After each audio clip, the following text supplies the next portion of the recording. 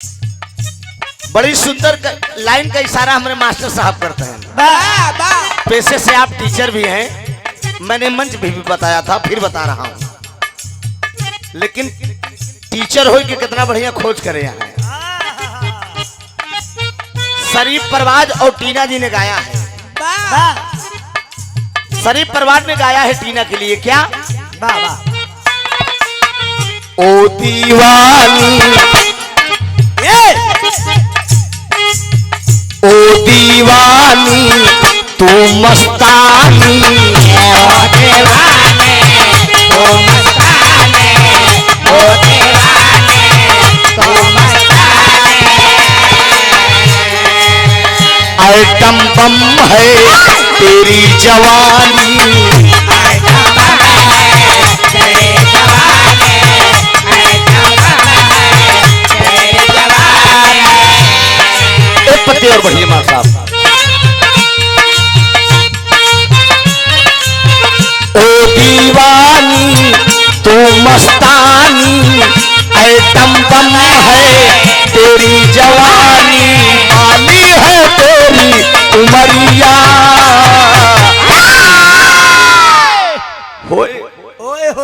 अरे ढूंढ ले कोई सवरिया।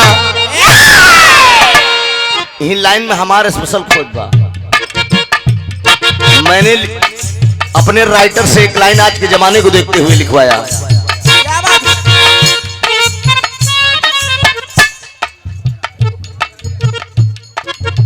आदरणीय मुरारी यादव जी, आप लोहगरा से इस लाइन को सुनकर आप 100 रुपए का पुरस्कार दिया है। मंदे जिंदगी शुक्रगुजार रहूंगा। आदरणीय लाल बाबू यादव जी, आप महोदय की तरफ से 20 रुपया। पाव लगी आशीर्वाद दे, हम बच्चे अपनी कला में कामयाब हो। मंगला यादव यही लोहगरा के निवासी हैं। अभी मिले भाई ने तो बताया कि आपका मैं बिरहा सुना था, आपने बोला था मंच पे 70 बाभन 30 फकीर सबसे उत्तम एक हीर। याद है आपको वो मसला जब लालचंद पाने वाला बिरहा गाए रहे? ठीक है, यही कहीं ना मवैया में। अच्छा अच्छा, वो ओम प्रकाश यादव जी से जब बिरहा था बक्सर के। 21 रुपया। बहुत बहुत प्रणाम सब भैया का नमन। आदरणीय रामधनी यादव जी पूरा दत्तू से 201 रुपए का पुरस्कार। बहुत बहुत प्राप्त। दुल्हा के पिताजी हरे नाई के हुई पंडाल में ना, दुल्हा के चाचा मामा क्यों दिखाने नहीं, उजाला जब तक गायन दिखाने नहीं, खाली नाना दिखाने ना हो। अब देखा भाई, मुलाकात हो चाहिए, बहुत बड़वार के बारात दिखा दिया तो कहीं सही काम ना हो चाहिए। बात ध्यान दे, कहे के बात बेइज्जती न हो यार, ये हीरे के बराता।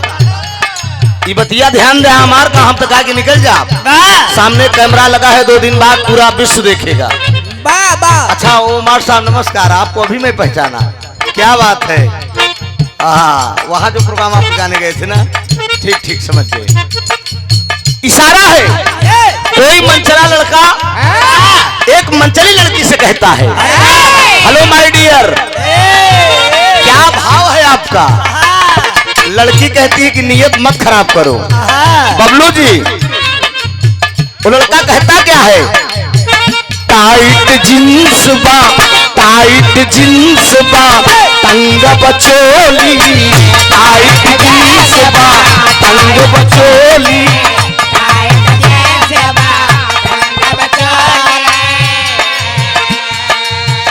टाइट जींस बा तंग बचोली, चलेलू बबूनी पटमक खोली।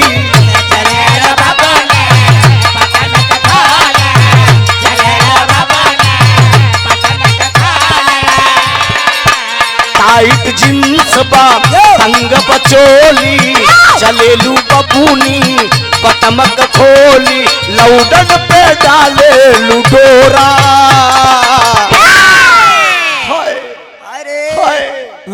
अरे लौडन पे डाले लुडोरा।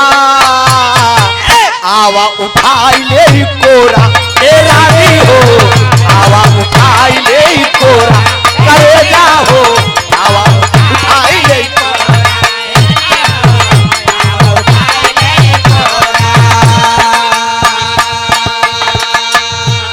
वो लड़कवा कहा तुम्हारे साहब, टाइट जींस तंग चोली, चले लू बबुनी बटम को खोली, लौडन पे डाले लू डोरा, आवा उठाई ले कोरा।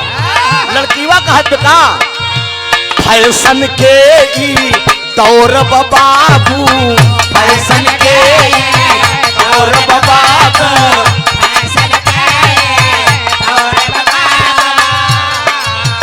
फैशन के ही और बाबू के अपने रखा काबू,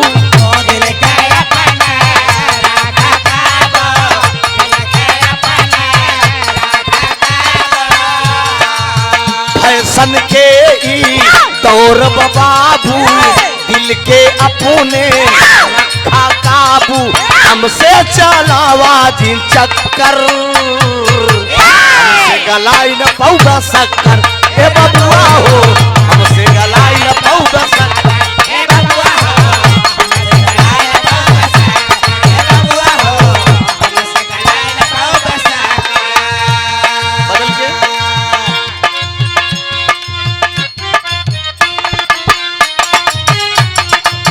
हंसता हुआ नूरानी चेहरा,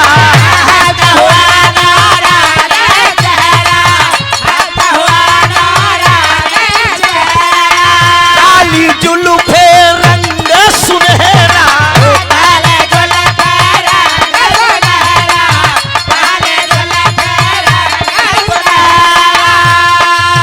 हंसता हुआ नूरानी चेहरा, काली जुल्फे रंग सुनहरा, तेरी जवानी तौबा तौबा, दिलरुबा दिलरुबा दिलरुबा,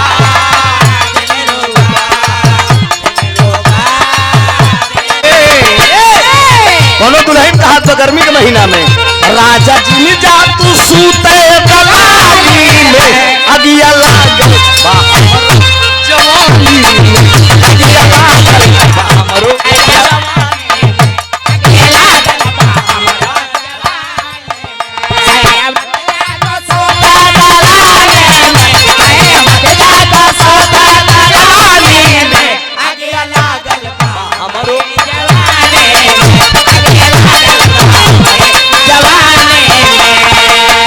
मुरारी यादव जी आप लोहरा से 51 रुपया इस लाइन पे बहुत प्रणाम सब भैया। दिलीप चंद यादव, मंगला यादव आप लोहरा से 21 रुपया बहुत प्रणाम सब भैया के मन में। आइए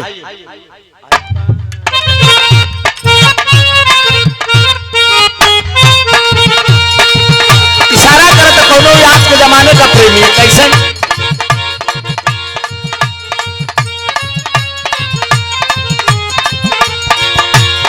आइल बार तोहरा गलिया,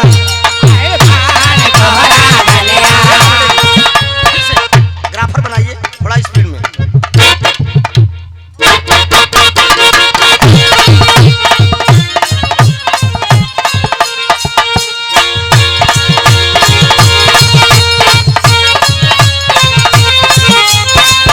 यह कहले बा आइल बार तोहरा गलिया, केले बालू हमार ललिया, देखना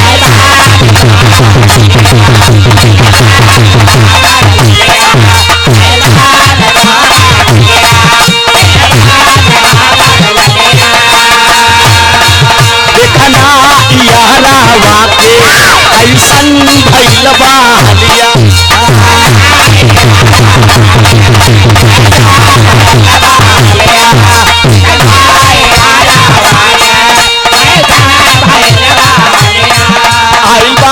तोहरा गलिया जिन बालू हमार ललिया, देखना यारा वाके कैसन भइल बालिया, पढ़ता बेचैनी दादा मुश्किल भइल बा जीना जीना जीना,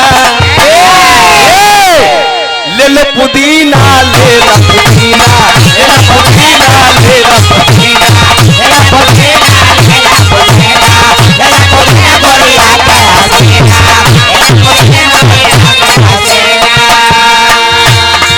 आदरणीय विजय सिंह यादव जी आप रामगढ़ से कितना ले रुपया। नमस्ते भैया, यह कहले हुआ दे दो बकरा भर के। निकला जल्दी घर से बाहर हो, आइल बानी तो से मिले गाँव काला बरवा हो, आइल बानी तो से मिले गाँव काला बरवा, आइल बानी तो से मिले, आइल बानी तोहरा गलिया केने बानू हमर ललिया, आइल बानी तोहरा गलिया केने बानू हमर ललिया, आइल बानी तोहरा गलिया केने बानू हमर ललिया, आइल बानी तोहरा गलिया केने बानू हमर ललिया, देखना इहरा बाके ऐसन भइल बा हलिया, तोहर चले दादा मुश्किल भइल बा जीना जीना जीना, ले ला पुदीना ले ला पुदीना ले ला पुदीना बढ़िया के हसीना, ले ला पुदीना बढ़िया के हसीना, ले ला पुदीना बढ़िया के हसीना।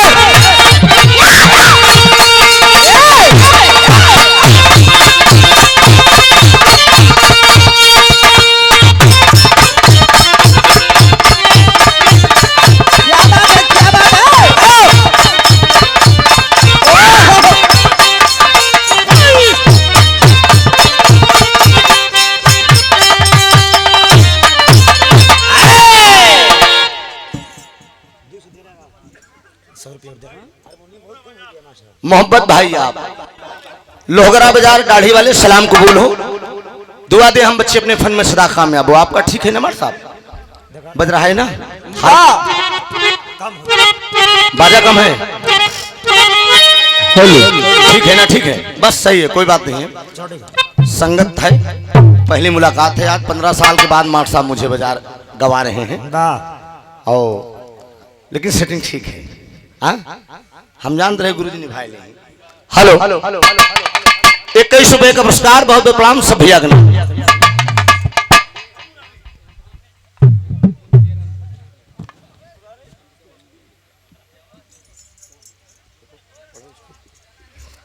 बहुत बढ़िया भैया, आप लोगों ने प्रसंग सुना और एक फौजी की दास्तान आप लोगों ने सुना, देश का जवान अभी आप लोगों ने सुना। एमएलए एमएलसी का बेटा कभी फौजी जवान नहीं बनता, फौजी जवान कौन बनता है? एपी पांडे जी आप IPS, Ambika Prasad Ambika public school मेजा road Prayagraj and director police DGP Punjab police. आप महोदय जी की तरफ से, पांडे साहब की तरफ से ये 501 रुपए का आशीर्वाद आया है। मंदिर जिंदगी शुक्रगुजार हूँ, आशीर्वाद की इच्छा है, आशीर्वाद दे हम बच्चे अपनी कला में कामयाब हों। एमएलए एमएलसी का बेटा कोई फौजी जवान नहीं बनता है मित्रों, फौजी जवान एक किसान का बेटा बनता है। मेहनत मजदूरी करके अभी आप लोगों ने उजाला जी से एक वीर रस का भाव सुना है, आशा नहीं पूर्ण विश्वास है एक वीर रस का भाव इधर से भी होगा। एक ही क्या होगा? नहीं नहीं, मेरे गाने में करुण रस भी है, वो वीर रस भी है, दोनों का समावेश है। मेरा दावा है इस विरह को अगर आप लोग सुनकर जाएंगे, चूंकि समय देखे ही रहे हैं, बढ़िया मौकों को देख के उजाला जी ने विरह मार दिया। 2 घंटा 6 मिनट का कार्यक्रम उधर चला। अब ज्यादा नहीं, हम ज्यादा तो समय आप लोगों को नहीं लेंगे, 1 घंटा से लेकर 1.25 घंटा के बीच में कार्यक्रम हमारा आप लोगों के बीच में सफल हो जाएगा। पवन कुमार यादव जी आप लोहगरा से 11 रुपया का पुरस्कार। नमस्ते भैया के, सब भैया का बहुत बहुत प्रणाम हो। आशीर्वाद की परीक्षा है, आशीर्वाद में शांति सही है। मंगल जी आप दंगल मत करिए, मंगल नाम में तो दंगल न हो चाहिए। आप उधर भी डिस्टर्ब करिए, इधर मत डिस्टर्ब करिएगा, ठीक है? पैसा ना चल जाई, पैसा कौड़ी ना दे ब्या चल जाए कि कोनो हमको माख नहीं को हर 500 दे देते रहते हर 10 थमावत है। एक इसको कोई मालिक ने बहुत कुछ दे दिया है। इसी रंगमंच से आप ही लोगों के पैसे से आज ये बालक बहुत कुछ कर लिया है। अरे वाह वाह ठीक बा, एक बारात में नौजे मिली तो वो कोई दिक्कत नहीं बा, लेकिन आशीर्वाद में शांति चाहता हूँ, केवल शांति से विरहा आप लोग सुन लीजिए। यही कलाकार का धन है, यही कलाकार की कमाई है। मुझे भी लगे कि ये पब्लिक ने शांति बनाकर मेरे गाने को सुना। जब तक शांति बनाकर नहीं सुनेंगे कहानी में आनंद नहीं आएगा। देखिए, एक भाई भाई की कहानी होगी। एक भाई पाकिस्तान में छूटता है, पाकिस्तानियों क्या सलूट उस भाई के साथ करते हैं। मजहब नहीं सिखाता है आपस में बैर करना। मेरा देश आजाद हुआ है, आज हमारे उत्तर प्रदेश से लेकर भारत में राजनीति क्या हो रही है? जात की राजनीति हो रही है, मजहब की राजनीति हो रही है। मैं उन मजहब के बंटवारों से ये पूछना चाहता हूँ, गायक कलाकार और मीडिया को कोई रोक टोक नहीं है। मीडिया वाले जिस नेता के चाहे मुंह पर लगा सकते हैं, पूछ सकते हैं। कलाकार जो चाहता है खुल के प्रदर्शन कर सकता है। मैं उन देश के मठाधीशों से पूछना चाहता हूं कि भारत देश जब गुलाम था, इसको आजाद करने में लिए कौन से जात का इंसान अपनी जान की कुर्बानी नहीं दिया। आज हिंदू और मुस्लिम की बात हो रही है, खून खराबे की बात हो रही है। अशफाकुल्ला खान, वीर अब्दुल हमीद कौन थे? ये भी तो मुसलमान थे। भारत देश को आजाद करने के लिए ये भी तो जान की कुर्बानी दी। तो ऐसा नहीं होना चाहिए। हिंदू मुस्लिम सिख ईसाई आपस में हम भाई भाई, नफरत की लाठी फेंको, आपस में प्रेम बांटो। कहानी मेरी यहीं से शुरू हो रही है। ताप के उठा के दा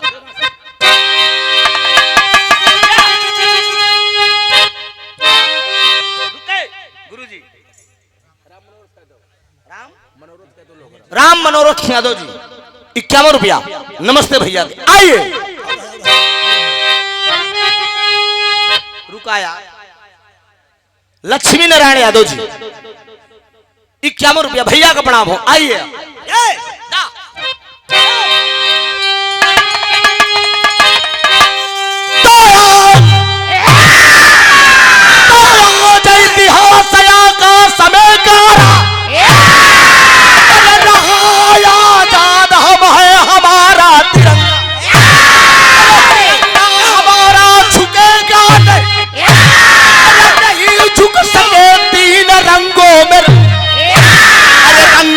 धरती लहू से यही पापी अंग्रेज मचाया था दंगा। दंगा हुआ देश आजाद है, अरे आजाद होकर पढ़ते आखागा भयंगा।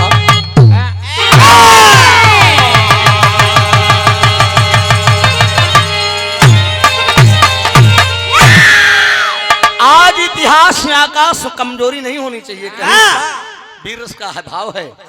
आज इतिहास से आकाश में गा रहा आजाद हम है हमारा तिरंगा। तिरंगा हमारा झुकेगा नहीं, नहीं झुक सके तीन रंगों में रंगा। रंगा है धरती लहू से यही पापी अंग्रेज मचाया था दंगा। दंगा हुआ देश आजाद है, आजाद होकर पढ़ते हम सब का खागा भयंगा। सोचिए, अनुप्रास अलंकार का भाव मेरी भूमिका में था। जो पढ़े लिखे भाई होंगे या कोई कविगण होंगे तो इस महफिल में मैं क्या बोल गया उसको गौर करेंगे। जिस अक्षर से खत्म उसी अक्षर से मेरा भूमिका शुरू हुआ। आज इतिहास आकाश में गा रहा से खत्म रहा आजाद हम हैं हमारा तिरंगा। तिरंगा से खत्म, तिरंगा हमारा झुकेगा नहीं, नहीं झुक सके तीन रंगों में रंगा। रंगा से खत्म, रंगा है धरती लहू को यही पापी अंग्रेज मचाया था दंगा। एक लाइन कव्वाली का भाव दिया गया।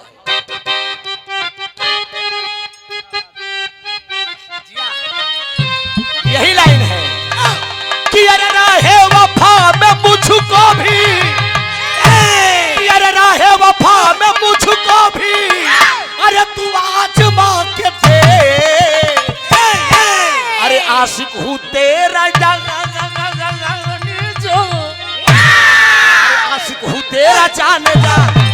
आशिक हूँ तेरा जानेगा तू अपना बना के दे आशिक हूँ तेरा जानेगा तू अपना बना के दे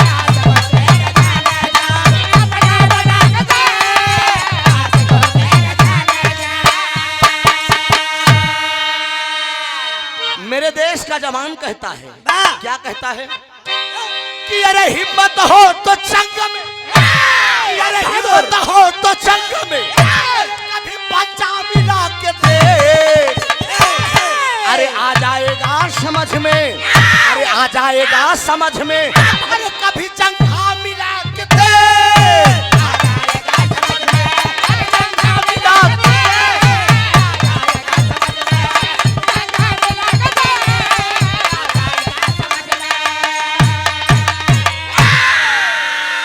हिम्मत हो तो जंग में कभी पंजा मिला के दे आ जाएगा समझ में कभी जंघा मिला के दे मेरे देश का जवान ललकार के कह रहे हैं ऐ पाकिस्तानियों हिंदुस्तान उत्तर प्रदेश के बराबर भी आबादी नहीं है पाकिस्तान की मुट्ठी में पाकिस्तान हिंदुस्तान को ललकारता है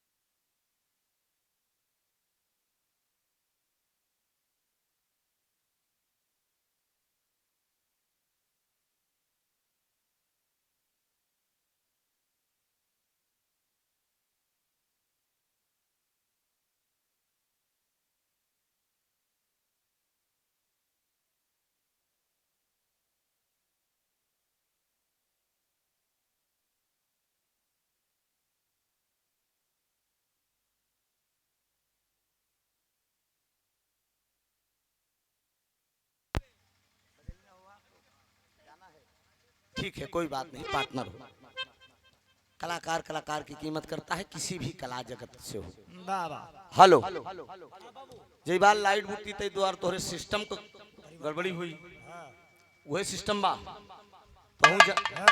जंघा पंजा मिलावत है ना ठीक है गमछा ले है योगी बाबा का हेलो ये गाड़ी जो खड़ी है डाला पिकअप इसके ड्राइवर जो हम मिल रहे ये बजाने वाले जो हैं बेचारे परेशान हैं हेलो हेलो बना दीजिए बढ़िया भैया साफ बोल रहा है सबका कहानी की शुरुआत यहीं से है एकदम साफ झलकी दार दारा दारा उमड़ी बगावत की जग तब तूफान ठन गया उमड़ी बगावत की जग तब तूफान ठन गया हिंदू लहू का प्यासा मुसलमान बन गया हिंदू लहू का प्यासा मुसलमान बन गया सारंगपुर का राम सिंह जौहर का दीवाना सारंगपुर का राम सिंह जौहर का दीवाना सारंगपुर का राम सिंह जौहर का दीवाना हका मेरा खाना गोली का निशाना हका मेरा खाना गोली का निशाना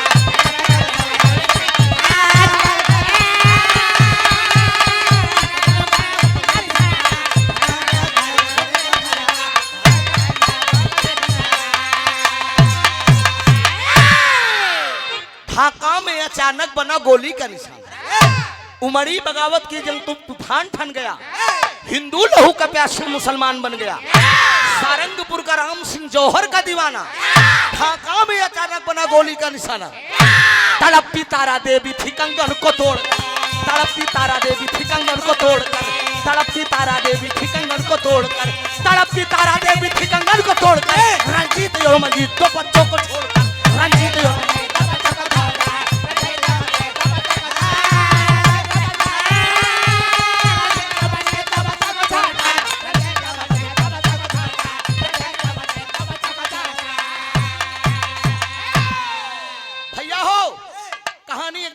आप लोगों के बीच में झलकी बात उस समय की है जिस समय हिंदुस्तान और पाकिस्तान का बंटवारा हो रहा था देश मेरा आजाद हुआ आजाद होने के बाद हिंदुस्तान और पाकिस्तान का बंटवारा किया जा रहा था आजादी के दरमियान में मित्रों कुछ हिंदुस्तानी जवान कुछ हिंदुस्तानी वासी जो है पाकिस्तान में छूट गए थे ऐलान किया गया पाकिस्तान की तरफ से कि जो भी हिंदुस्तानी अगर पाकिस्तान में छूट गए हों तो वो अपने वतन को जा सकते हैं ये पाकिस्तान की तरफ से छूट है। अरे वाह। उसी बीच में गौर करेंगे, उसी लड़ाई के दरमियान में मित्रों एक नौजवान था, फौजी जवान, जिसका नाम पत्रिका में बताया गया फौजी राम सिंह यादव। फौजी राम सिंह के पत्नी का नाम बताया गया तारा देवी। मालिक के देन दूठी बचवा रहे। अरे वाह। बड़े वाले बेटे का नाम रंजीत था और छोटे वाले बेटे का नाम मंजीत था। गौर करेंगे कहानी यहीं से कहां मोड़ ले रही। एक मिनट,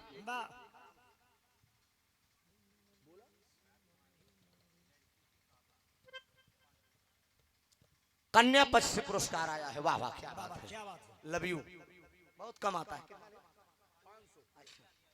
घरात मालिक जिस लड़की की आज शादी हो रही, उनके पूजनी बाबा जी के कर कमलों द्वारा। अरे वाह। श्री लाल यादव जी माननीय बाबूजी के कर कमलों द्वारा ये 501 रुपए का आशीर्वाद आया है। एक जोरदार ताली बजा दीजिए आप लड़की के दादाजी के लिए। इसमें लड़कियां का दादा हरेंगे तो पता ही नहीं। पता भाई, ये सारी गुंडई दुल्हा की तरफ से होनी चाहिए। न दुल्हा आए, न चाचा आए, न मामा आए, न फूफा आए, लेकिन बारे कन्या पक्ष में धन्यवाद दूंगा, आपके दरवाजे पे आए हैं। बहुत अच्छी व्यवस्था है। आपने दोनों कलाकारों को चाय, उजाला जी को चाय पिलाए आप लोग? हाँ, चाय पिला दीजिए, चाय इधर भी मार दीजिए। लगातार कार्यक्रम चल रहा है। डेली धोती कुर्ता पहन के डेली गावे के मंचवा पर खड़ा होके। या हम नहीं गावत है, आप लोग गवावत है। या आप ही लोगों का प्यार दुलार है। अभी सुबह फिर मेरा बहुत दूर कार्यक्रम है, निकल जाऊंगा। बहुत बहुत प्रणाम। भैया का नंबर आशीर्वाद की परीक्षा है। गौर करेंगे, हिंदुस्तान और पाकिस्तान के बंटवारे के समय में जो मेरे देश का फौजी जवान था, जिसका नाम था राम सिंह यादव। हेलो डॉक्टर साहब, कहानी बताने दीजिए मास्टर साहब। फौजी राम सिंह यादव जी का बड़ा सुंदर परिवार है। पत्नी का नाम तारा देवी है, दो बेटे हैं। बड़े वाले बेटे का नाम रंजीत है और छोटे वाले बेटे का नाम मंजीत है। गौर करेंगे, वो ढाका में गोली लगी, शहीद हो गया। राम सिंह मर गया, दुनिया छोड़ के चला गया। खाली होकर मेहरारू और दूसरी लड़कियां बचा है, वो भी पाकिस्तान में छूट गए हैं। वो सोचते हैं कि इससे बढ़िया मौका कुछ नहीं मिलेगा। ऐलान पाकिस्तानी कर दिए हैं हिंदुस्तान जाने के लिए। मैं हिंदुस्तान दोनों बचवन के लेके चली जाई, मैं दोनों बच्चों को लेके हिंदुस्तान चली जाऊं। और जब हिंदुस्तान जाने की वो तैयारी करते हैं, एक लड़किया के हर और एक लड़किया के हर, दोनों तरफ कमर में बाबूजी अपने बचवन को पकड़े पकड़ के पाकिस्तान से हिंदुस्तान जा रही है। इतने में साले जो है पाकिस्तानी उस औरत को पीछा कर लिए। पाकिस्तानी उस औरत का पीछा कर लिए। क्यों किए? पकड़ के उस औरत की इज्जत लूटना चाह रहे हैं और दोनों बेटों को गोली मार देना चाह रहे हैं। भागते भागते भागते भागते वो औरत अबला चली आ रही है। इसलिए मैंने कहा कि किस इंसान के अंदर इंसानियत आ जाए, किसी ने देखा नहीं है। आप जान लीजिए, उसी पाकिस्तान के अंदर एक मस्जिद मिल जाती है। उस मस्जिद के अंदर, आप तो उसी मजहब से है ना, सोचिए कैसी कहानी है। पाकिस्तान के अंदर एक मस्जिद मिलती है। और जब मस्जिद मिलती है तो मस्जिद के अंदर कौन बैठा है? एक मुल्ला बैठे। जब मुल्ला बैठे हैं, उस मुल्ला जी के सामने वो अबला जाती है, आंखों में आंसू लेकर दोनों बचवन कल्लाई थे। बाबूजी हाथ जोड़ के वो औरत तारा देवी एक थी अपने दिल का बात कहा था। तर्द कलाइन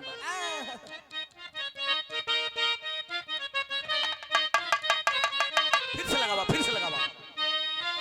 अरे मुगरी से मारी मार,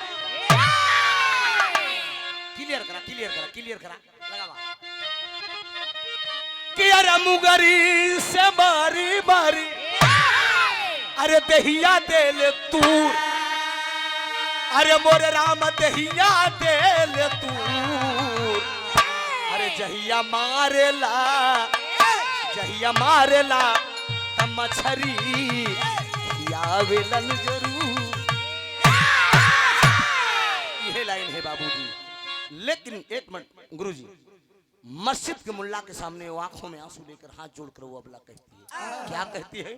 कि अरे रोई रोई अरजी, कि अरे रोई रोई अरजी, अब करेला बारंबार, अरे अब करेला बारंबार, अरे तुहरे माथे बा, तुहरे माथे बा ए मुल्ला जी जिनी दिया हमार, तुहरे माथे बा ए मुल्ला जी जिनी दिया हमार, तुहरे माथे बा ए मुल्ला जी जिनी दिया हमार।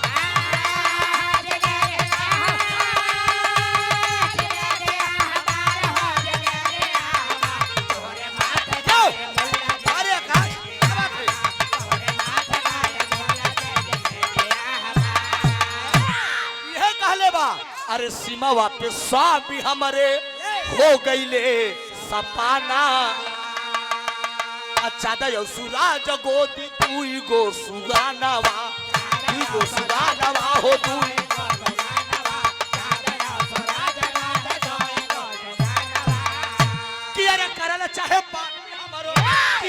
चाहे पापी हमारो अरे बगिया उजार अरे मोरे राम बगिया उजार तोहरे माथे बा मुल्ला जी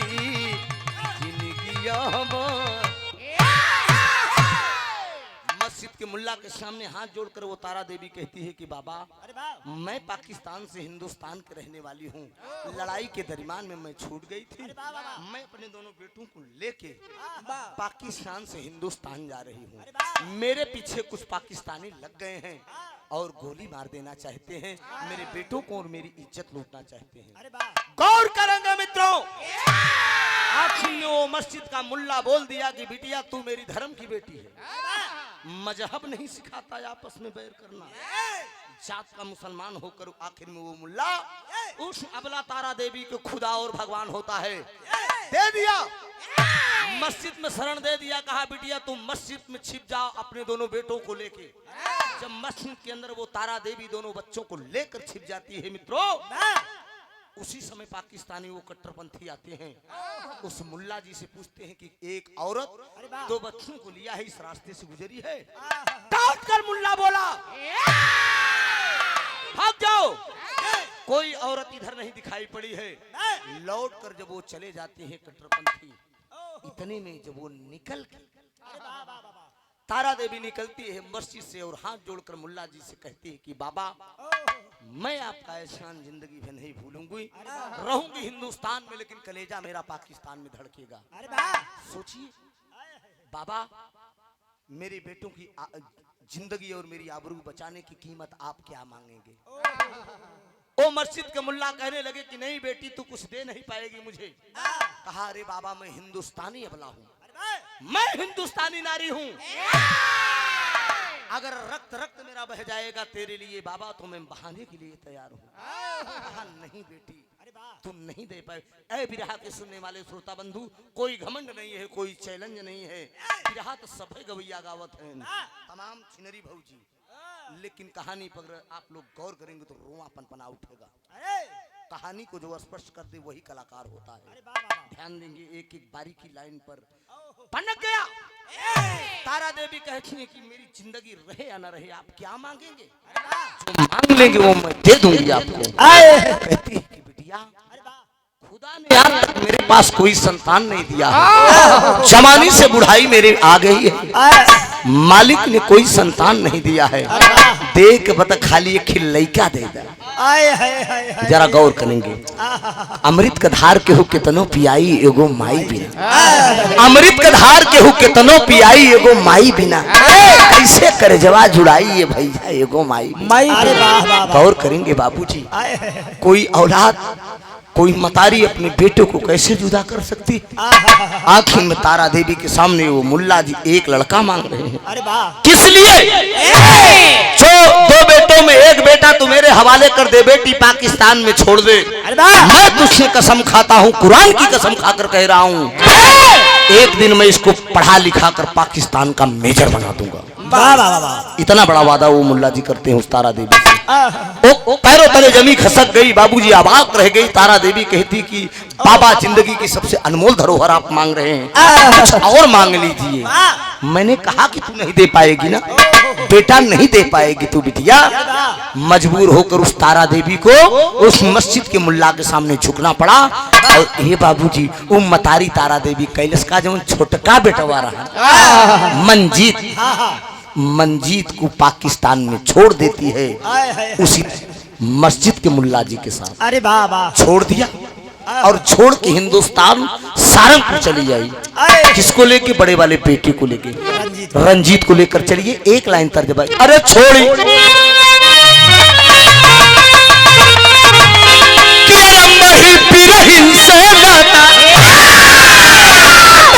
बड़ा दिन तो थोड़ी भार पड़त हुई मार साहब, सब लाइन राकेश कुछ और गावत हुई, हमार लाइन कुछ और बा।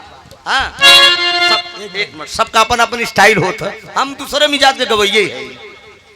दुल्हा का मामा बद्री प्रसाद यादव खीरी प्रयागराज से 50 रुपया का पुरस्कार, बहुत बहुत प्रणाम, सब भैया का प्रणाम, आशीर्वाद की स्वर्गीय रामदेव गुरु गोमल लाते छाप के मोही बिरहीन से मोही बिरहीन से नाता, अरे तोरी गई रे रात सुतले से जरिया छोड़ गई रात सुतले से जरिया छोड़ गई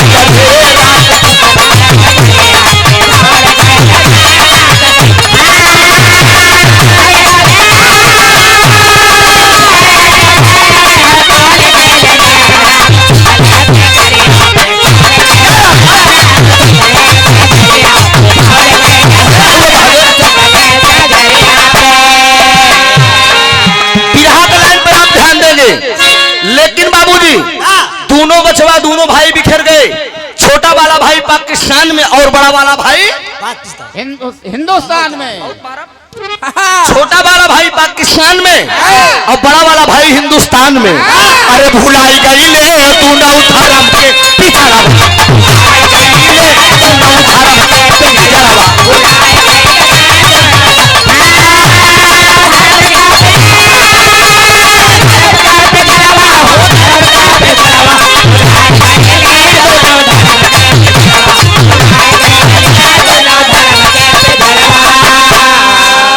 अरे रंजित बीरा नवा, अरे अब घरवा पे यही ले रंजित बीरा नवा, अरे अब घरवा पे यही ले मंजित सुगनवा मजीद हो गई ले।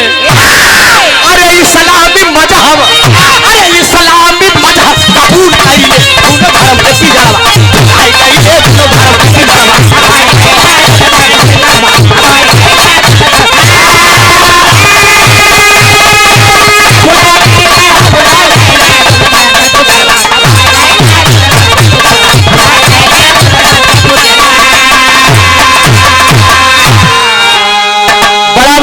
हिंदुस्तान में आया है, सारंगपुर गांव में माँ तारा देवी के साथ रह रहा है। छोटा वाला भाई पाकिस्तान में उस मुल्ला जी के हवाले हो गया।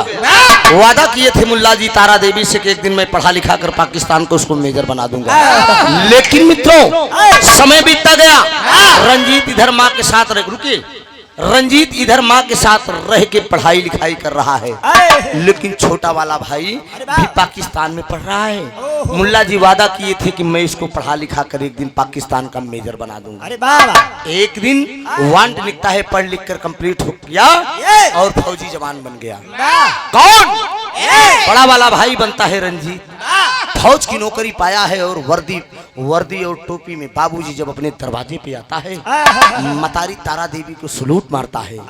जब सलूट मारता है, माँ तारा देवी निगाह उठाकर देखती है अपने बेटे को। रंजीत फौज की नौकरी कर लिया है, डांट कर बोलती है, क्या यही दिन देखने के लिए रहा? तू फौज की नौकरी कर लिया?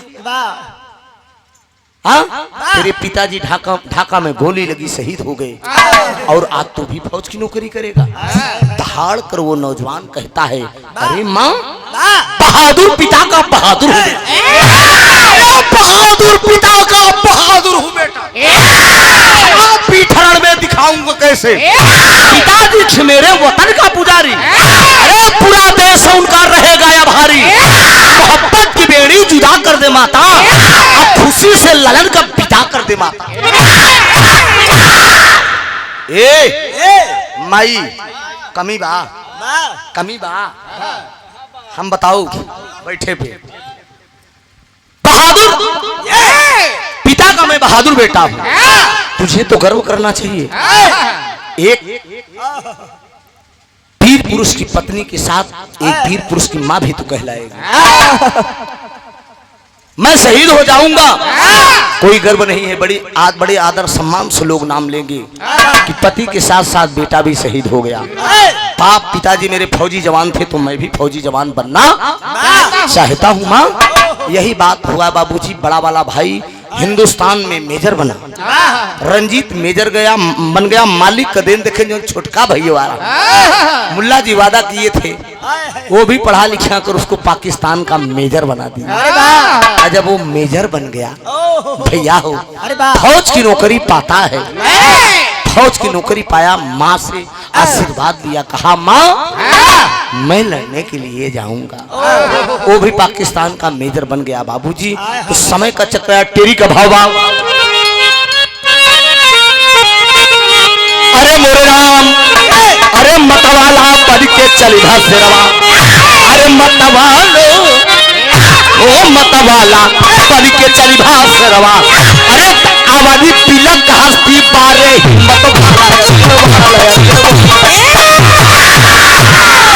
अबनी पिलक हस्ती बारे हिम्मत वाला मतवाला बन के चली भसरवा। हिंदुस्तान और पाकिस्तान की लड़ाई छिड़ती है। आदेश किया गया दोनों वतन की तरफ से, दोनों मेजरों को आदेश किया गया। बड़ा वाला भाई हिंदुस्तान की तरफ से और छोटा वाला भाई पाकिस्तान। बड़ा वाला भाई हिंदुस्तान की तरफ से और छोटा वाला भाई पाकिस्तान से। पाकिस्तान की तरफ। बार में था इतना टाइम लगाए के काम ओके हो चाहिए। वह काम ना बतिर हो नहीं बोल दिए। दोनों भाई डर जाते हैं, अपने अपने वतन की तरफ से लड़ाई लड़ने के लिए तैयार हो जाते हैं। मास्टर साहब एक तर्जमा को हम गवनवा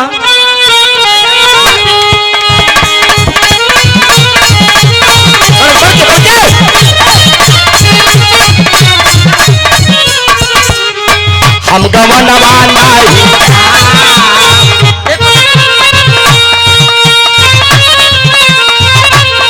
हम गवनवा नहीं जा, हम गवनवा नहीं जा।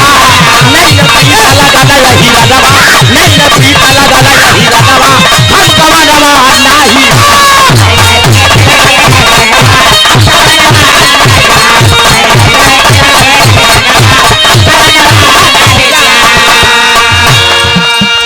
पूर्वांचल के कलाकार लोग होगा, ये पूर्वांचल के कलाकार लोग के झटक गावत है। लेकिन इलाहाबाद में हमारे हैदर गुरु कैसे गावत रहे।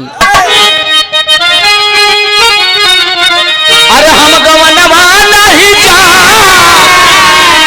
अरे हम गवनवा नहीं जाब कि हम गवनवा नहीं। अरे नई नई प्रीता लगाला आई हनवा। हम गवनवा नहीं जा, नई नई प्रीता लगाला आई हनवा। हम गवनवा नहीं जा।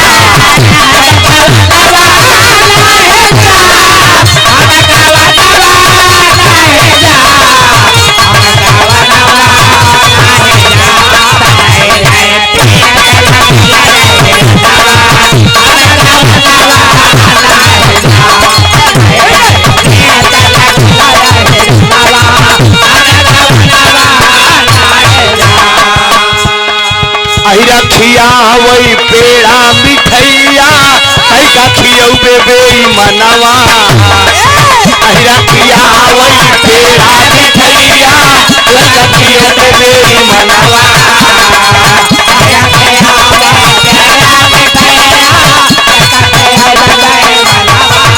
तनौ कहा बेरा हब अहिरा नवा।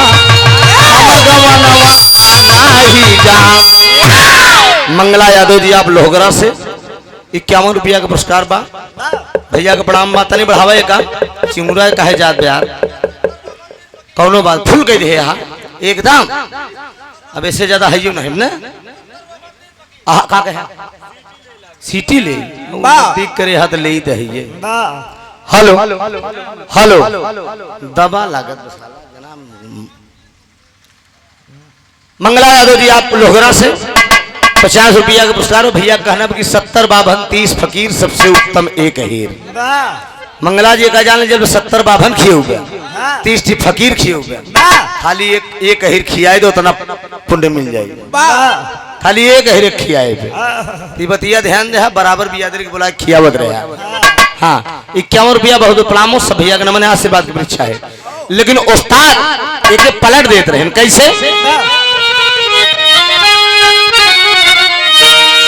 अरे हम गवनवा लइके जा, अरे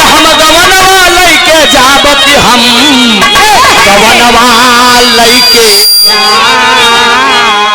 क्या हम गवनवा लइके कितनौ करबू आज बहनवा हम गवनवा लइके जा करबू आज बहनवा हम गवनवा लइके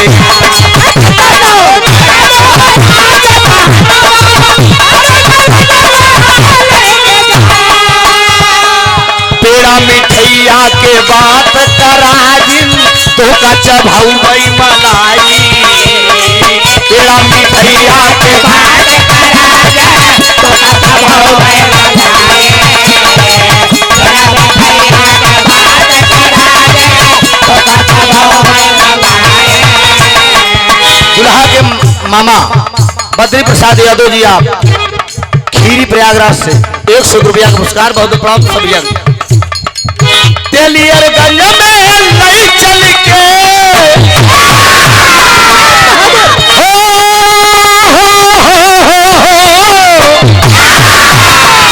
तेलियरगंज में नहीं चल के हम सिनेमा दे बद खाई हम गवनवा लइके हम गवनवा लइके जा फोरबै तोहरा हम गवनवा हम गवनवा लइके जा फोरबै तोहरा हम गवनवा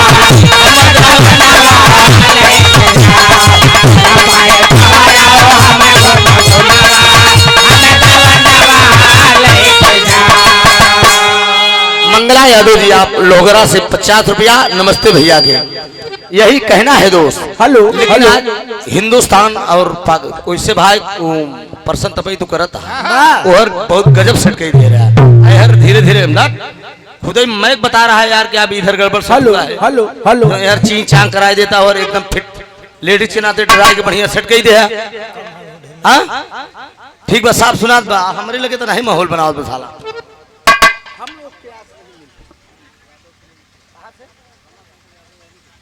रमाशंकर यादव जी आप लोहरा की धरती से भैया की तरफ से 101 रुपया का पुरस्कार बहुत बहुत प्रणाम आशीर्वाद की वृक्ष हम गवनवा नाही हम गवनवा नाही नहीं जती तला तला यही नवा नहीं जती तला तला यही नवा हम गवनवा नाही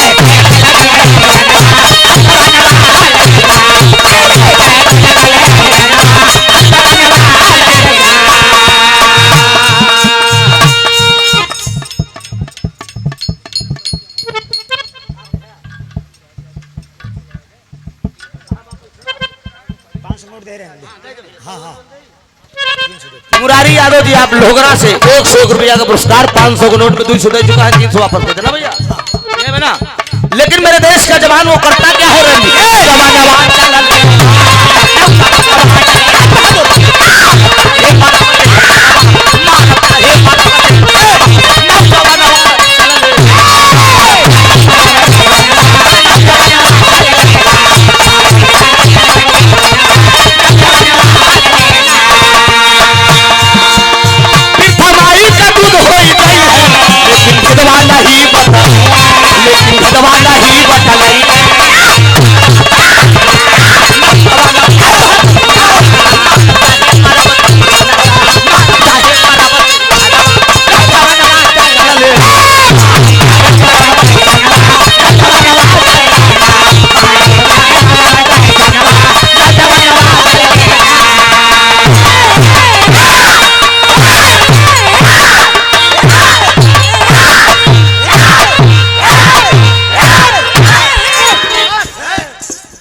आराम से बाजा की स्थिति गड़बड़ बा पड़ोसी के झाड़ न लगे आजमगढ़ वाले के देख के तो हर हिसाब बनत बोल दिया बाबूजी मारब चाहे मरब तो क्षणवा नौजवानवा चल लेना। मेरे देश का जवान रंजीत अपने जवानों के साथ दहाड़ कर लड़ रहा है बॉर्डर पे लेकिन धोखे से ये पाकिस्तानी हिंदुस्तान के मेजर रंजीत को अपने सरहद में खींच लिए पाकिस्तानी बॉर्डर से अपने पाकिस्तान में ले लिए। जब अपने पाकिस्तान में ले लिए तो ले जाकर उस कर्नल को बढ़िया भैया बढ़िया मंगला मंगल दंगल करब शुरू कर दे। रंजीत मेजर को ले जाकर बाबूजी पाकिस्तान में कोड़ों की बरसात कर रहे हैं और डांट कर उससे पूछ रहे हैं तू कहाँ का रहने वाला है, तू कहाँ का रहने वाला है, हिंदुस्तान में तेरा निवास स्थान कहाँ है। कौन पूछ रहा है? उसी का सगा भाई मेजर मंजीत अली। मंजीत से उसका नाम मजीद अली रख दिया गया है, मजहब मुसलमानी बना दिया गया। उससे पूछ रहा है मजीद अली अपने ही भाई से, उसको पता नहीं है कि तू कहाँ का रहने वाला है। वो नौजवान कहता है कि बलिदानी मेरी मातृभूमि। अरे बलिदानी मेरी मातृभूमि अरमान न दिल का सहती है, देश के ही हमवासी है जिस देश में गंगा चूहे की औकात तेरी। अरे चूहे की औकात तेरी बिल्ली से नजर मिलाता है, गीदड़ का बच्चा गीदड़ है, शेर से लड़ने आता है। बताओ तेरी क्या औकात है? हम जल्दी गर्म नहीं हुई तो अगर गर्म हो जा तो चढ़ जा तू तरम ना। हम हिंदुस्तानी है, मेरा पानी 15 बार लटकाए के तबे उतरा और वह उल्टा कहते हुआ चढ़ाए ऐसे का मतलब है। इतना खर पानी होता है नहीं प्रयागराज हिंदुस्तान का, हिंदुस्तान का मैं वासी हूँ। मजीद अली कहता है साला बहुत खर है ये, 15 बार 15 राउंड मार देगा। सुनो, ले गया जेल में, बाबूजी कोड़ों से मारने लगा और बोतल की कांच को फोड़ कर पैर पे डाल दिया। जब डाल दिया मित्रों तो रुका रहा, रुका बे वार्ता करे दे, हम क्या बताए दे, हड़बड़ाना गुरुदेव आप बोल दिया। ले गया कोड़ों की बरसात करने लगा। कोड़ों की बरसात करते करते बाबूजी एक दिन की बात है, पाकिस्तानी मेजर सो रहा था, हिंदुस्तानी मेजर कटघरे के अंदर है। उठता है और उठ के पाकिस्तानी मेजर कहता है अरे ये हिंदुस्तान का मेजर का शकल हमसे मिलत हो सकता है, मेरा इसका कोई जन्मों का रिश्ता है क्या। मजीद अली पहुंचता है, रंजीत से कहता है कि भाई अरे जरा तू ये बता, तू हाथ जोड़कर मैं पूछ रहा हूँ तू कहाँ का रहने वाला है, तू अपना निवास स्थान तो बता। वो कहता है मैं सारंगपुर गाँव का रहने वाला हूँ, ढाका में मेरे पिताजी को गोली लगी शहीद हो गए, मैं उन्हीं फौजी राम सिंह का बेटा रंजीत हूँ। मेरे पिताजी भी फौजी जवान थे। हिंदुस्तान में सारंगपुर गांव है मेरा, मेरी माँ का नाम तारा देवी है। गौर करेंगे बाबूजी, इतने में वो मजीद अली करता क्या है, उसको जेल में छोड़कर पाकिस्तान के अंदर हिंदुस्तान के लिए रवाना होता है। मजीद अली चल देता है, पता पूछते पूछते हिंदुस्तान में सारंगपुर गांव पहुंचता है। आज तो अपने दोनों बेटों की याद में और पति की याद में वो माँ तारा देवी दोनों आंख की अंधी हो चुकी है। थोड़ा सा इसको बढ़ा दीजिए भैया, हल्का से। दोनों आंख जब अंधी हो चुकी है, रोते रोते केवल अपनी बेटी और पति की याद में वो समझती है कि मेरा बेटा रंजीत आ गया, फौजी जवान बना था, छुट्टी आया है। लेकिन बाबूजी रंजीत की जगह पर मजीद अली है, पहुंच गया। 2-3 दिन रहने के बाद एक दिन सवाल कर बैठता है मजीद अली रंजीत बन के, माँ आज कई दिन से मैं दरवाजे पे हूँ, माँ ये बताइए माँ तेरे मांग में सिंदूर क्यों नहीं रहता।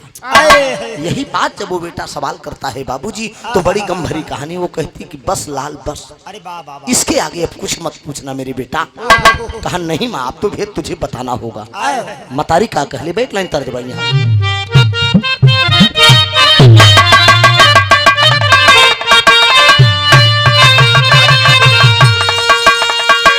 यह कहले बा मतारी हदा तो के चढ़ाऊ बे मैया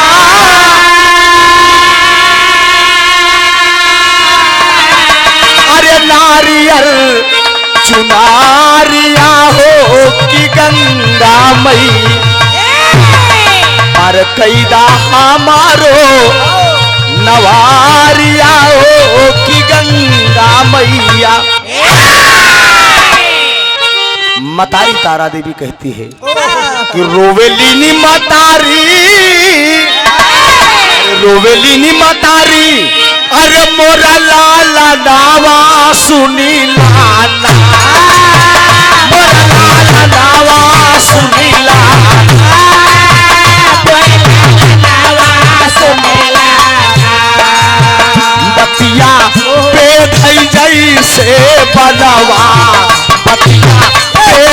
जई से पड़ावा मोर लाला नवा सुन लाला बतिया ए धई जई से पड़ावा मोर लाला नवा सुन लाला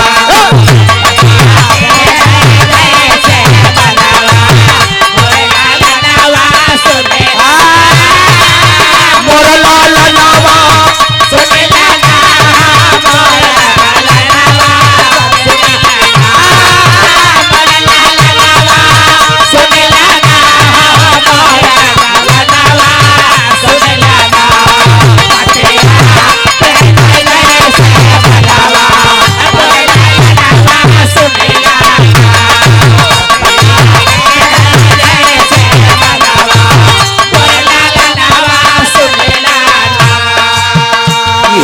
मतारी अंधी कहती कि बेटा सीमावा पे बाबू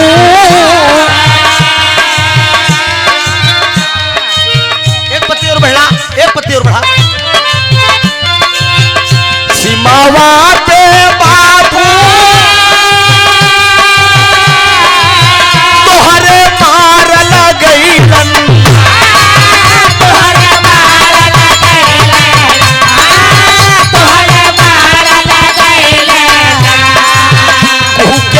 पिजरा पीछे मायनवा पिजरा पीछे मायनवा मोर लाला नवा सुन लाला पिजरा पीछे मायनवा मोर लाला नवा सुन लाला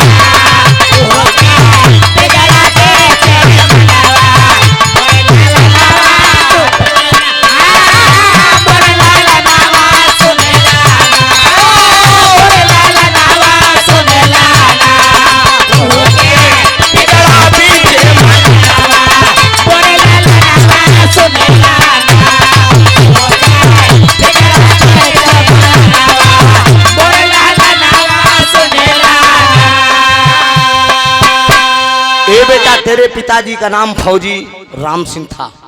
ढाका में गोली लगी, तेरे पिताजी शहीद हो गए। तू दो भाई था, मंजीता तोरा छोटा वीर नावा रहलन, छोटा वीर नावा रहलन, छोटा वीर नावा रहलन। मेजर बनलन पाकिस्तानवा, मेजर बनलन पाकिस्तानवा, मोर लाला नवा सुगलाना। मेजर बनलन पाकिस्तानवा, मोर लाला नवा सुगलाना। मेजर बनलन पाकिस्तानवा, मोर लाला नवा सुगलाना। मोर लाला नवा सुगलाना, मोर लाला नवा सुगलाना। मोर लाला नवा सुगलाना, मोर लाला नवा सुगलाना। मेजर बनलन पाकिस्तानवा, मोर लाला नवा सुगलाना। मेजर बनलन पाकिस्तानवा, मोर लाला नवा सुगलाना। मेजर बनलन पाकिस्तानवा मोर ललनवा सुन ले। जब वो अंधी माँ बताती है कि तू दो भाई था, पाकिस्तान से तू दोनों भाइयों को लेकर मैं हिंदुस्तान के लिए भागी थी। मस्जिद के एक मुल्ला मिले थे, तुम दोनों भाइयों की जान और मेरी आबरू बचाए थे। उसकी कीमत में मैं तेरे छोटे भाई को पाकिस्तान में दे दिया। मुल्ला जी मुझसे वादा किए थे कि एक दिन मैं पाकिस्तान का मेजर बना दूंगा। आज वो तेरा छोटा भाई मेजर बना होगा। तब तो मजीद अली समझ गया कि मैं जिसको जेल में बंद करके आया हूँ वो कोई गैर नहीं है, वही मेरा सगा भाई रंजीत है और मैं उसका भाई हूँ। यही बात सोच रहा है तो पापड़ का भाव लग गया। अरे दहल गया सुन माई का रुदनवा छतिया फाटेला। अरे दहल गया सुन माई का रुदनवा छतिया फाटेला। अरे दाल मरनवा छतिया फाटेला।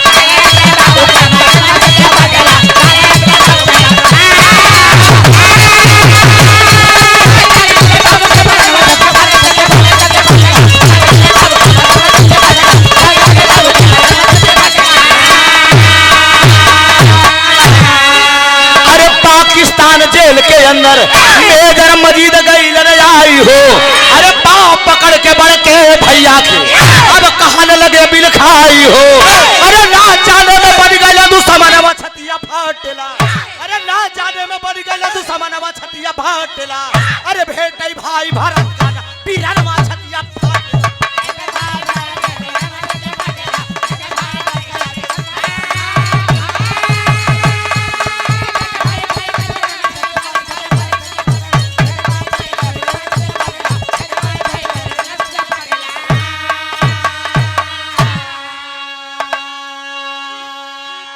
गायक कलाकार आप लक्ष्मी यादव लोहगरा की धरती से 101 रुपए का पुरस्कार आपने देकर मेरा सम्मान बढ़ाया, उत्साहवर्धन किया। मंदे जिंदगी शुक्रगुजार रहूंगा। माँ भगवती से कृपा है कि तोरे कंठ पे दिन दुना रात चौगुना विराजमान रहे। कहीं भी जाएं, किसी भी क्षेत्र में जाएं, अब नाम रोशन करें। जिले का, परिवार का, गांव देश का, खानदान का, गुरु खानदान का नाम हो। और इससे आगे बचवा हम दिन का कर सके थे। बोल दिया कि मैं जिसको बंद करके आया हूं कोई गैर नहीं है, वो मेरा सगा भाई है। जेल के अंदर पहुंचता है, विश्वास हुआ, एक दूसरे का नाम हाथ में गुदवाए हैं दोनों। रंजीत के हाथ में मंजीत का नाम और मंजीत के हाथ में रंजीत का नाम, एक दूसरे का नाम है। बाबूजी जेल के अंदर आया, दरवाजा खोला और जाकर अपने बड़े भाई का पैर पकड़ लिया। हिंदुस्तान का मेजर रंजीत पाकिस्तान के मेजर मजीद अली से कह रहा है कि तू मेरा पांव क्यों पड़ रहा है। कहा भाई जैसा हित नहीं, भाई जैसा मीत नहीं, भाई जैसा दुश्मन मिलेगा ना कोई। राधा नाम की एक लड़की थी, उससे उसकी शादी होने वाली थी। रंजीत को वादा करके आया कि शादी करूंगा। आया है जेल के अंदर, वो अपने भाई से कहता है आल्हा का भाव दिया जाए।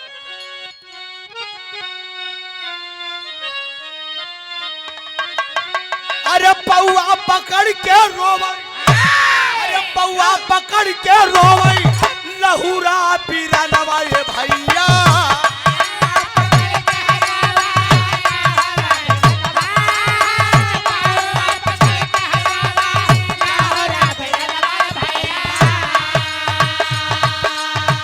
सकई हई पीरना माना पातिया हमार, सकई हई पीरना माना पातिया हमार, सकई हई पीरना माना पातिया हमार। चलावा से चला जाता, चलावा से चला जाता अपने भवनवा ये भैया।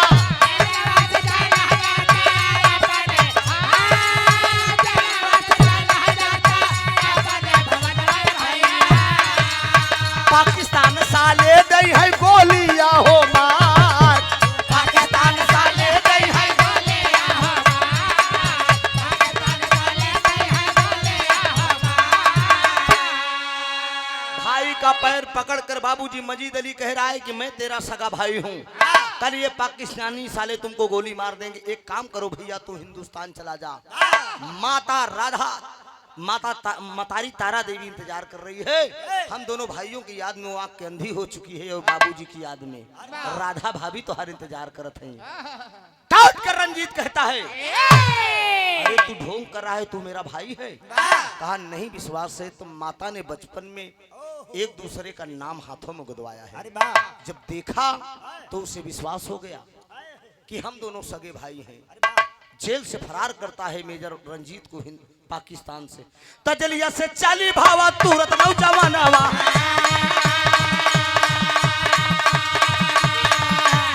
ए भैया जेलिया से चाली भावा तुरंत नौजवानवा। सारा पूरा गाँव में गई न होया। अरे राधा गुजरिया से सदिया रचवले,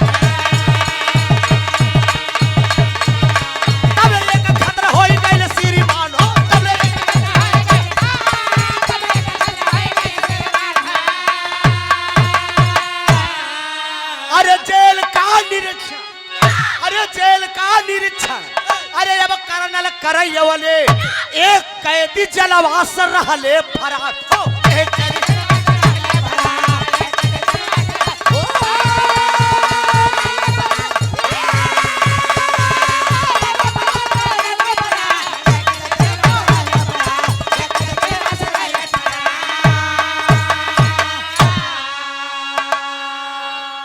जेल से फरार किया है अपने छोटे भाई को। सारंगपुर गांव मेजर रंजीत अली आ गया।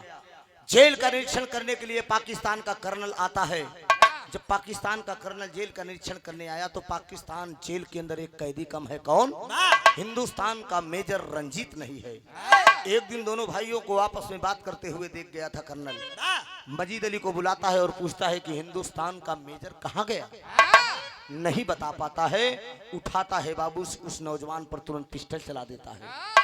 मजीद अली गिर जाता है। बाबूजी वो भी शहीद हो गया। राधा नाम की लड़की से मेजर रंजीत की शादी होती है। सुहागरात की वो तैयारी कर रहा था।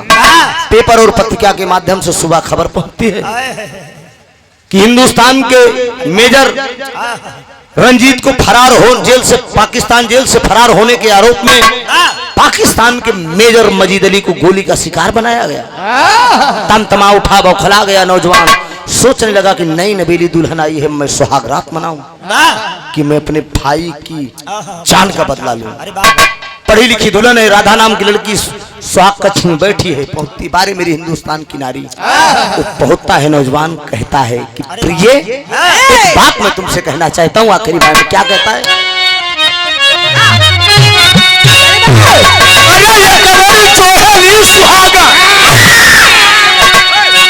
फालतू मेहनत नहीं, जैसे हम इशारा करो।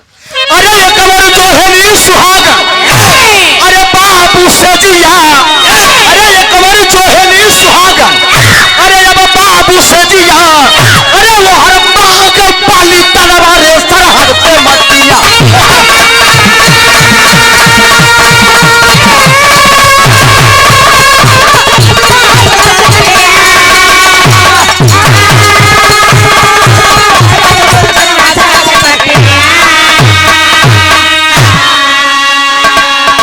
जबान बौखलाकर राधा नाम की लड़की के साथ पहुंचा। कहा तुम मेरी अर्धांगिनी हो, हिंदुस्तान की नारी हो।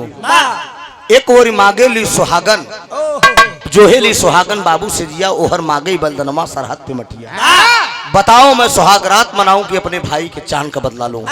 हिंदुस्तानी नारी है, पढ़ी लिखी लड़की है। राधा कहती है कि स्वामी हम आप अगर इस धरती पे जिंदा रहेंगे तो सुहागरात तो फिर हो जाएगी, लेकिन पानी गए जिंदगानी कौने काम का? पानी चला जाएगा तो वापस नहीं होगा। एक काम करिए, आप जाकर पहले अपने भाई की जान का बदला लें पाकिस्तानियों से। आप मेरा सुहाग सकुशल सही वापस अगर आ गया तो सुहागरात क्यों नहीं होगी? 35 पाकिस्तानियन का कैले बधानवा, अरे 35 पाकिस्तानियन का कैले बधानवा, अब धोखे से गोली लगा गिरी का जवान।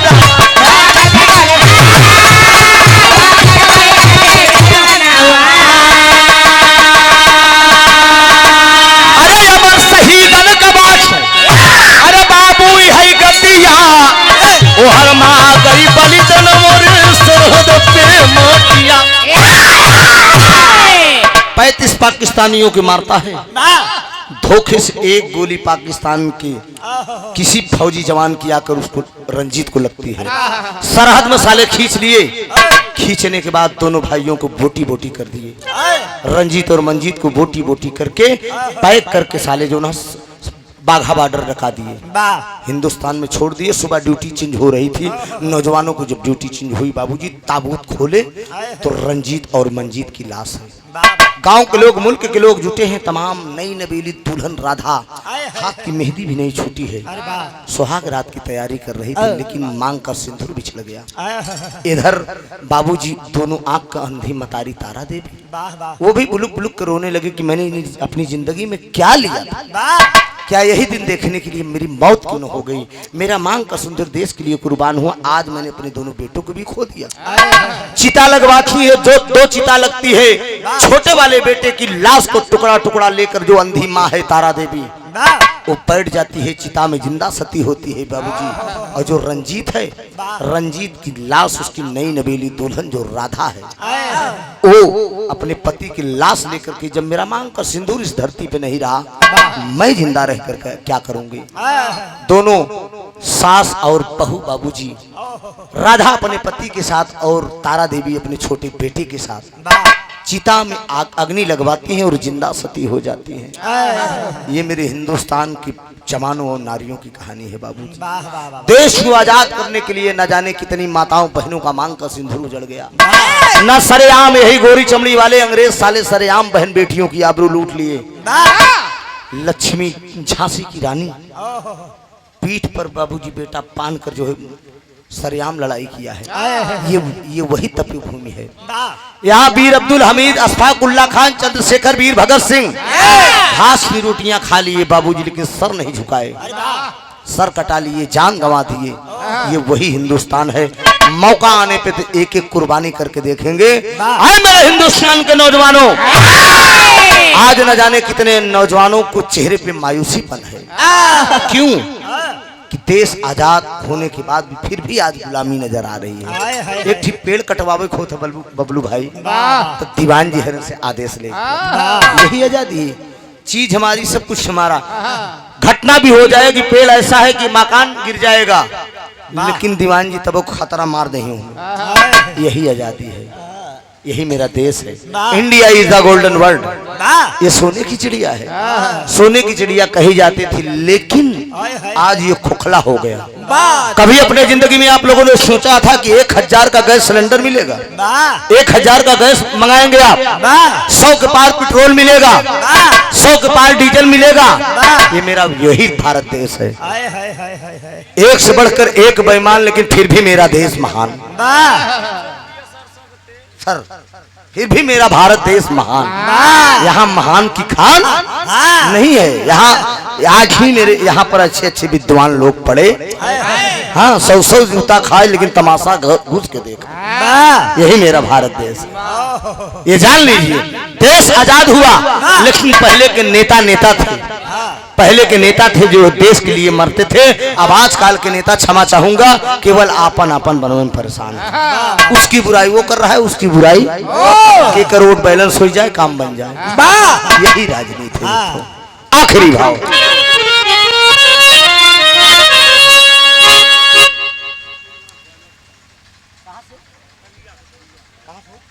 शिवनाथ यादव जी, आप खटनिया से 51 रुपया बहुत प्रणाम। सब भैया का नमन है। स्वामी जी दानंद अनंत है, भुल्लुक दिए कोतारी, राजा राम आधार कहे सब सारत कई बलिहारी। अरे मतवाला बन के चल घर से रवा, अरे त्रिभुवन नाम पहनता सदा विजय का माला। मतवाला बन के चल घर से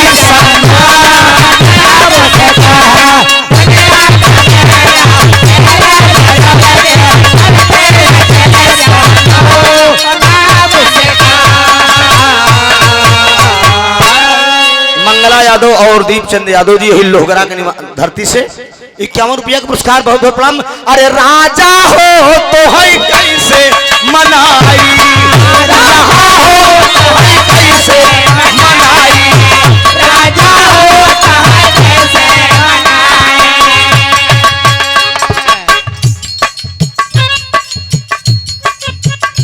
बबलू यादव जी, समाजवादी पार्टी के गीत हमार बड़ा परम मित्र है, कि समाजवादी गीत गाए जा। और तू यकी करता है बबलू, इशारों को अगर समझो तो रात को राज रहने दो। 51 रुपया बहुत बहुत प्रणाम बा, आशीर्वाद की दृष्टा बा। हाँ रतिया में हमारे नाल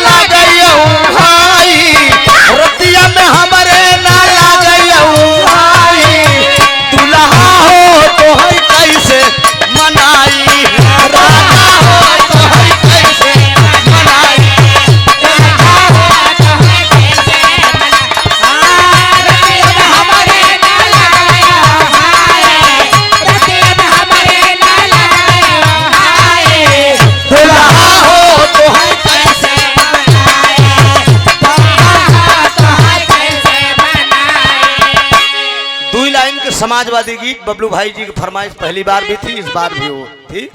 2 लाइन समाजवादी गीत, उसके बाद उजाला जी का नंबर आप लोगों के बीच में। लड़के हैं मुहल्ले,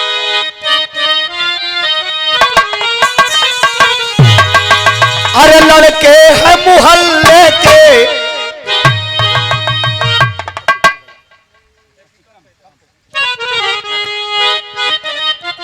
यही है बारे गुरुजी। अरे लड़के हैं मुहल्ले के, इतना तो खूबी बात हो रही है। जहां बढ़े के बढ़ लेबे, जहां घटे के घट लेबे। ई पावर तगड़ा तोहार, कहो सेटिंग की बात होत है। बड़े अनुभवी मास्टर हैं, स्वर्गीय हफीज चंचल जी को आपने 15 साल गवाया है। 5 साल बहुत पहले हमका गवाए, और उसके बाद एक लड़का ऐसा मेरे क्षेत्र का, वो कहने लगा कि गुरुजी को हमको जरूरत है, आप छोड़ दीजिए। हम थोड़ा बहुत भावुक टाइप के आदमी है। हमने कहा ठीक है यार, मैं नया से नया कलाकार लेकर गा लूंगा, ले जाओ तुम। हमारे क्षेत्र के एक राकेश यादव गायक कलाकार है, आप उनके साथ संगत करते हैं। हमारे हारमोनियम मास्टर किसी जरूरी काम से लखनऊ जाना पड़ा, उनकी तारीख थी। कहीं कैसे होगा, हम गुरुजी को बुला लेंगे। बहुत बहुत धन्यवाद, आप आए, आपका स्वागत है। मुझे कमी नहीं महसूस हो रही कि मैं किसी नए के साथ गा रहा हूँ। सटीक की बात होती, बढ़िया आप दे रहे हैं। लाइए माता। अरे लड़के हैं मुहल्ले के, शैतान मेरी लैला। देखा बबलू भैया, ऐसा है, देखा हम उजाला कब हम कुछ कहत नहीं। हाँ ये आप जान लें, आओ कुछ भी हो। बहुत कार्यक्रम उजाला सोता भी, काफी कार्यक्रम 13 मई वगैरह सब लिखा भी है सुल्तानपुर जिला वगैरह में। यही एक लेडीज कलाकार है, ना इनको मैं कुछ कहता हूँ ना मुझे ये कहती हैं। अब बाकी और क्यों मिल जाता, अब आई भातर आसिन बाटू का बानगी बताओ था यार, गाऊंगा। ये लहरी काका के लाल जी लहरी गावत रहे का, हम नहीं समझा। घूम के गावता है ना कि घूम के आऊ मथुरा काशी है भाई भतरासिन बाटू का, लहरी हो गए सन्यासी है भाई भतरासिन बाटू का। ये लहरी सब गावत रहे, लेकिन और जो खर्राटवन मिले थे उन्हां से गाई थी। कहना है दोस्त कि अरे लड़के हैं मुहल्ले के, शैतान मेरी लैला। अरे लड़के हैं मुहल्ले के, अरे शैतान मेरी लैला। अरे तू इनसे बचा, तू इनसे बचा अपनी दुकान मेरी लैला। लेकिन दोस्त आज उत्तर प्रदेश नहीं, पूरा भारत रो रहा है। पूरे भारत की आवाज है। सूबे के पूर्व मुख्यमंत्री माननीय अखिलेश यादव जी के लिए कौन ऐसे समाज को लोग जो नहीं रो दिया बाबूजी। हर गरीबों के आंखों में आंसू था, लेकिन बारे उत्तर प्रदेश की जनता 5 किलो राशन, 5 किलो राशन और रिफाइंड और नमक पे बहक गए, और चना पे बंद हो गया। तोहरे सरकार में का जान, चना नमक देता है, रिफाइंड बंद। हाँ चटन, हाँ आप जान ले, चटनी चटावा जात कमले, ध्यान दे, काम बन गया, अब निचका फिर कह दे। सोचिए माननीय अखिलेश जी ने इस बार क्या नहीं लागू किया था। घोषणा कर दिया था कि नौजवानों, वीडियो वायरल हुआ होगा, आप देखे हो, टीवी चैनल वाले नहीं दिखाए होंगे। फेसबुक के माध्यम से 3 सगे भाई फांसी पर लटक गए। माननीय अखिलेश जी की सरकार न बनने पे उन नौजवानों की निराशा हुई, नौकरी के लिए पढ़ लिख कर बाबूजी उन नौजवान तीनों सगे भाई फांसी पर लटक गए। एक नौजवान कोई था, वो बाजी लगा लिया था, पेट्रोल छलक लिया। फेसबुक पे आप लोग नौजवानों देखे होंगे, वो लड़का पेट्रोल छिड़क कर आग लगा लिया। अखिलेश जी की सरकार नहीं बनी। न जाने कितने बच्चे अपनी मार्कशीट फूंक दिए। अखिलेश यादव जी की सरकार न, एक आशा थी 10 लाख फौजियों की नौकरी माननीय अखिलेश यादव जी ने घोषणा किया था। यह नौजवानों, तुम पढ़ाई कंप्लीट करो, दौड़ कंप्लीट करो, अगर 3 साल अगर समय भी अगर बैक राउंड में अगर मुझे भर्ती लेना पड़ा तो मैं तुझे नौकरी देने का काम करूंगा। माननीय अखिलेश यादव जी ने घोषणा किया था। 10 लाख शपथ लेते ही 10 लाख नौजवान, जरा विचार करिए, क्या यादव के अकेले बच्चे और मुसलमान के बच्चे होते? ठाकुर, ब्राह्मण, मौर्य, हर जात, हर बिरादरी के बच्चे नौकरी पाते, लेकिन नहीं माने। यही अखिलेश यादव जी ने घोषणा किया था, मैं राशन 5 साल फ्री दूंगा। दूध भी दूंगा, घी भी दूंगा, रिफाइंड भी दूंगा और चना भी दूंगा। लेकिन कहे नहीं योगी बढ़िया यहाँ, योगी बढ़िया यहाँ। हाँ? 5 किलो गल्ला मिला जवन लड़बे हेरवन है गाँव का अनपढ़वन। हम कहे अरे यार योगी हमारे यहाँ हमारे घर प्लस्तर कहा योगी बहुत अच्छा है क्योंकि का करें कहा गल्ला फ्री देता हमके साढ़ छोड़ दे यहाँ ले जवन है कहा साढ़ बड़किन के लिए है हमारे सबके लिए ये बात बा इसीलिए कहना है कि अरे समाजवादी पार्टी की पहचान है, समाजवादी पार्टी की पहचान है।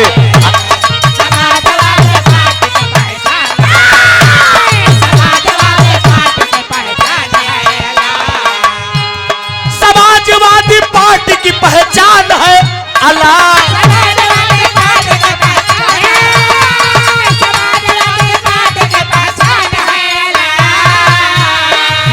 मुलायम सोचिए यही अखिलेश यादव जी ने घोषणा किया था कि ऐ नौजवानों अगर समाजवादी पार्टी की अगर सरकार बनती है तो 300 यूनिट बिजली फ्री मिलेगा। घोषणा हुई थी ना।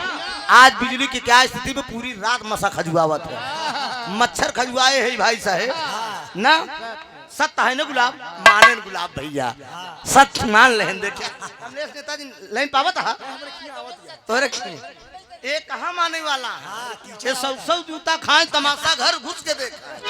हाँ मच्छर कटी रात में खबर करे।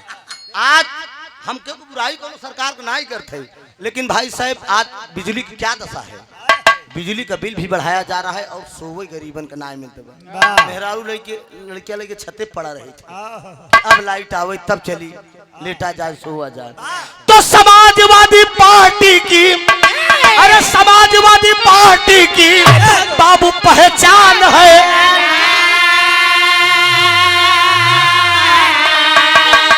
अब भाई रास्ता में फोन आए रहा पट्टी प्रतापगढ़ से प्रोग्राम पर 1 मई के ना ओ हम मुंह कमागा 20,000 रुपया मांगे। अब पहले पूछे कौने पार्टी कार्यक्रम है कहन सपा का कहन भाजपा को हुई तम के ना गाऊ कहन कहे तो ये लोग कहें अरे यार कहन तो पैसा तो मतलब हमके मेरा विचार है नहीं गाऊंगा बस और क्या कहूंगा कि अरे समाजवादी पार्टी की अरे पहचान है। अरे नेता मुलायम सिंह जी की शान है अलग। नेता मुलायम सिंह जी की शान है अलग।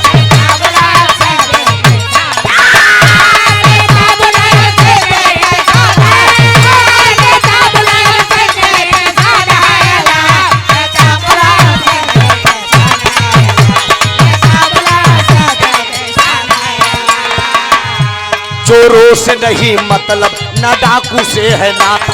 चोरों से नहीं मतलब न डाकू से चोरों से नहीं मतलब न डाकू से है नाता।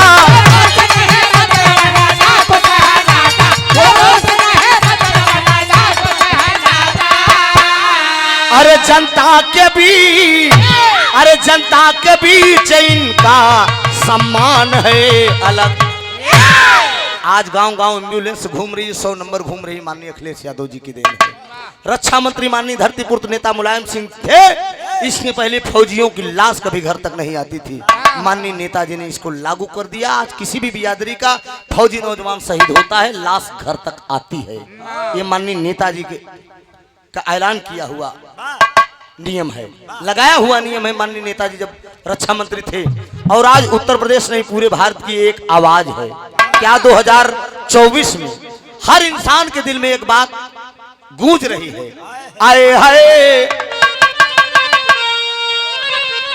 अरे झकोरा अरे अखिलेश भैया कवन दिन होतई। अरे अखिलेश भैया कवन दिन होतई।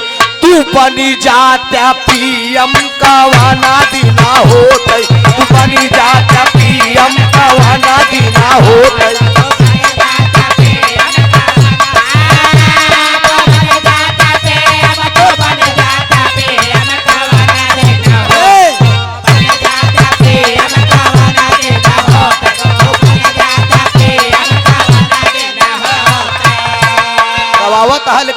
पाई के जने यहाँ नहीं। हाँ ना ना हमका अनुभव ऐसा लागत बा।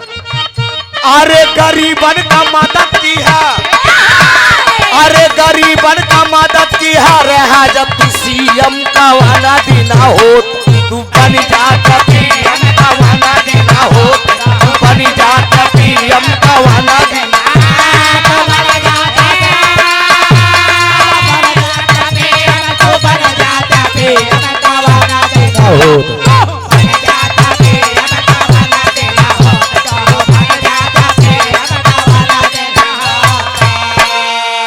यादव मंगला यादव 50 रुपया केवल एक हिर दिले निकले कि जो ना अखिलेश के लिए कुछ आहाई।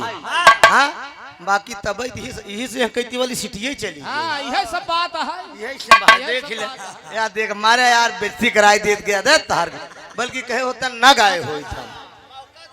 हाँ मौका इनका सबको दे दे कहाई वाला। हाँ एकरे माने साइकिल को इधर नहीं रहने गुला। हाँ 51 रुपया ई मंगला भैया फिर देहन तोहरे कोट देश कहाँ जीतिन पे ही यार। 51 रुपया दातार सुखी रखकर सब भैया लोग सुखी।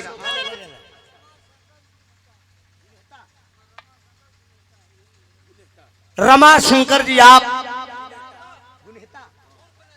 उर्फ नेता। हाँ तो बताए देख रहने में 500 के पायरे में बोल दे तब 100 रुपया का पुरस्कार बा दातार सुखी रखकर सब भैया लोग सुखी रहा।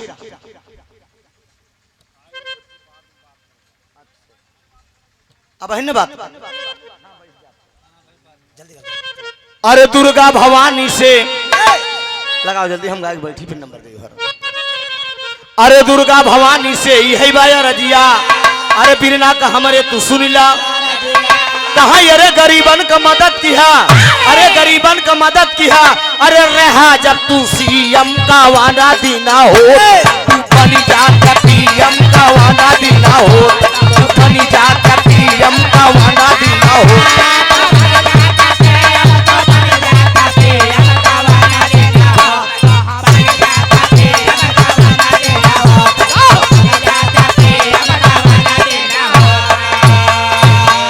बहुत बहुत धन्यवाद। अब उजाला जी से आप सबसे